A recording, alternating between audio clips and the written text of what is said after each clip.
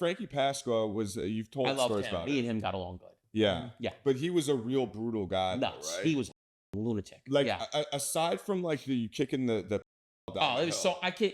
I remember he was on lockdown, and the CO, because when you're on cube lock, like in the mediums, you get 30 days confined to your cube, which means you could only move out of your cube with permission because you got in trouble, like a ticket.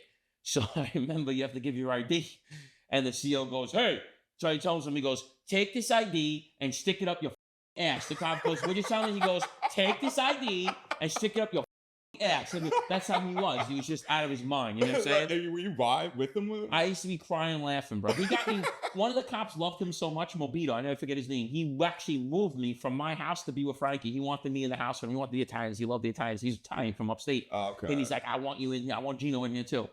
Brought me in the house, and the guys, remember, I didn't earn a single cell yet, a single bunk. So I had to double bunk with somebody at first. So I'm a young kid. I look like a little white guy. How old are you? 22 really? years old. So I'm young and skinny, and I'm a nut though, but they don't think that. So some blood kid I had to bunk with, like, they didn't know me, whatever, nothing about me. So he wouldn't let me in the thing. He's playing chess, and he wouldn't move for me. In the what? He wouldn't let me in the cubicle to bunk up with him. Okay. Like he was in my way, and he pretended like he didn't hear me. I'm being real. So I walked by Bo. I was like, "Oh, this guy's, he's like, what do you mean?" He goes, "I can't get in there." He's like, "Oh yeah?"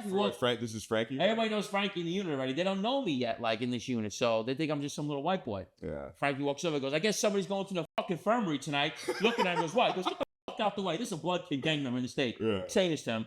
He's like, "Oh," he's like, "What the fuck?" Like ready to just kill him in there.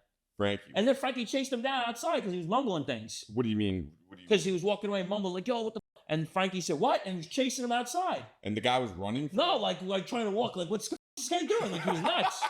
Frankie was out of his mind, legit tough guy fighter. Like, he'll fight 4 guys. He didn't care. Like, did you ever see him get in with multiple people? Bro. Tell us the story, because you talked about this guy. Bro. I use your boy. Listen to me. Give us the instance. Let's get into something better. Everywhere he goes, he assaults somebody, right? So now, I'm on my last violation, right? When I was in the feds, I did the 8 months. Yeah. So now, I go to the box. I'm sorry. He's in the hole, right? Then I come out. I'm out. He comes out into the hole. We can't be together, right? So they put us together by accident. Somebody finds out they were together, and they put me in the hole instead of him. They picked me to go to the hole, right? So I'm in the hole. All of a sudden, like 3-4 weeks, and they send me to North Carolina. Then they realize I have an open court date. They send me back. I'm furious. Sure enough, I go upstairs. I see my friend. He's got a black eye. I'm like, "What the happened?" So they come up to me and go, "Oh, Frankie cracked him." I'm like, "What? What do you mean? This is like a safe place." He's like, "Yeah, Frankie got mad and punched me." Oh, this isn't like PC? This is like a nice unit where Sam Bacon and everybody was. He's like 25. I got to a fight there, but I'm saying, like, I was protecting somebody. Yeah. Frankie just woke up, didn't like what the guy said, woke up and rocked him. Yeah, I'm like, "Bro, what the f-?" I leave. He goes, "What happened?" He goes, he said something I didn't like. So I used to, now, me and him are super close. Guys don't play with him like that. So I used to torture him. Not everyone knows I love good. I used to like break his chops. What do you mean? We play pranks on each other. I would tie him to the bed while he's sleeping. He'd wake up. He'd wake up. "You're jerk off."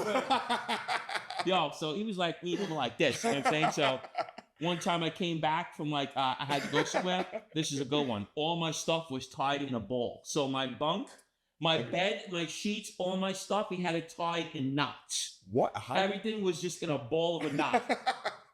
Everything, so we used to play pranks. We had a good time together, me and him, and then we got separated. He went to Arizona, and I went home. Okay. Yeah.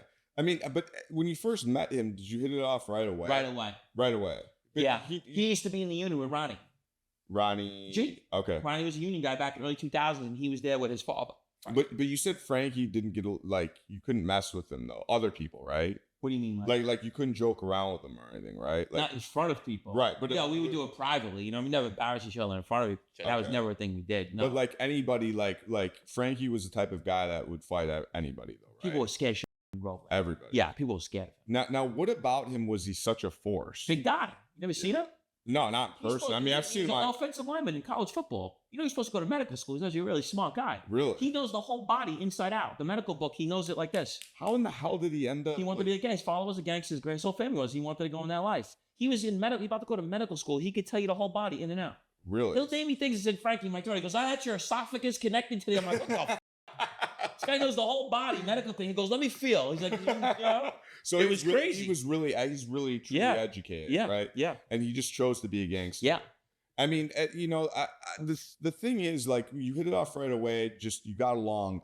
And when you were with this guy, it was just like Batman and Superman in jail. Like, well, no, not really. But, we didn't like look for trouble. We just didn't like the sex offenders, so we would pick on them. Yeah. We would torture them. Was there another instance, like, besides kicking down the hill, I think a lot of people can appreciate you beating the out of a sex offender. No, we didn't make it long in that jail because of that. But, like, can you give us another instance of you some of these guys? Because this is the worst of the worst. As far as, like... These charges were horrific. I mean, like, we actually didn't do this one, but we had somebody throw hot pot water on the guy's face while he was sleeping. Oh, yeah? Yeah, he actually... A guy that we know. So there was this guy from Buffalo, and the rapist actually his new girlfriend, but he didn't know. Like so you started dating somebody, right? Yeah. You're on a visit. You see the guy who you like he was charged with it. You don't know he's in the prison. Yeah. So he's like, that's the guy. Wait, he's in there because of you? Yes. The girl. The girl says he's the one that me. What? He's in the same prison as the dude. So he was in our house. Yeah. And he like, yo, he's an Italian guy from Buffalo. I'm like, we got that. Don't worry about it. We paid the guy like $2 of stamps. Throw hot pot water on his face while he's sleeping. Holy shit. And that's really bad. Yeah. That's he was screaming. Well, yeah, like you know what I'm saying? We had this guy called 730 do it. He was an Italian, Spanish, Latin king, but he was 730 is when you get your meds. Yeah. So he was crazy. We call him 730. That was his nickname. We paid him to do. Everybody knows who 730 is in Groveland. Nut job, and we paid him. He threw the hot pot water on his face. How does he get the water boiling? Oh, from the machine. It's a hot pot. You have a hot pot. Okay. They give you all the tools to hang yourself in there. Really? Yeah, they'll give you a can. They give you cans with can tops. You can cut somebody with a can. How is that? They give you all tools. If you use it, that's on you. You get in charge. It's just that prison, though, right? All prisons. Yeah. Yeah, they're all like that. Okay, so it's not like where they're like you're in a padded room or anything like that. They give you stuff to. Yeah. You know what I mean? Yeah. Can you just tell quickly like a story of you and Frankie abusing another? Besides kicking down the hill, there was so many. Like talk about bad guys hurting people that are not even shouldn't even be alive. Like talk about like bad guys going after the worst of the worst. So and stuff. Like give us a story of you guys like beating the out of these because there's nothing worse than a rapist. Those are right. So the one I have a good one where we have a bunch of Frankie, but there was one we did in Green. It was so bad. We beat up the baby biter, the one we got him. But I'm saying there was the one in Green Correctional where we were in there and I was with a bunch of my boys and the cop that was on was getting transferred to North Carolina he was moving, become a cop. So it's funny, this story, because Green is really bad jail and really dangerous. So the kid comes in, he looks like one, but we don't think anything of it. So the cop, he was like a young white kid, kind of talk here and there, calls me over. He's like, hey, listen. I go, I'm getting transferred to North Carolina. He goes, I'm going to go take a shit. I'm going to be in there for like 6 minutes. Well, I'm like, all right. He goes, the kid that just walked in? He goes, yeah, a 2-year-old girl. He goes, I got the whole case. I read it. I know he's from the town I'm from. I was like, all right. He goes, when I come out, just, I was in the bathroom. I'm like, all right. So the kid goes out. He's in the day room. I never forget it. This is how good my memory is. He's watching the X-Men movie. That's how good my photograph memory is. He's watching the X-Men movie. So I got my boys, Double D, his name was, and 2 other kids. We call him, his name was David Dickerson. So we call him Double D. That was my friend. I don't forget shit. So I'm like, yo, I told him, the cop said we could wreck him.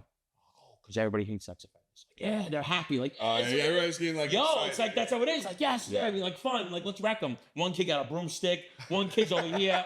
I'm like, oh, God. So sure enough, he goes in the bathroom. And I'm going to be real with you. We actually thought like we went too far because I kicked him in the back of the head, right? So he's sitting down in a plastic chair. And I came over and like, boom, I kicked him in the back of the head. He went, so picture you be sitting like this and me coming down, kicking you in the back of the head, you going down, and then David Dickerson coming with a broomstick hitting you in your face. And then while he's on the floor, my friend is stomping on his head. Look, stomping on the head. So it's like your face is hitting the floor. Right. Stomped in the ground, like almost curb stomping you.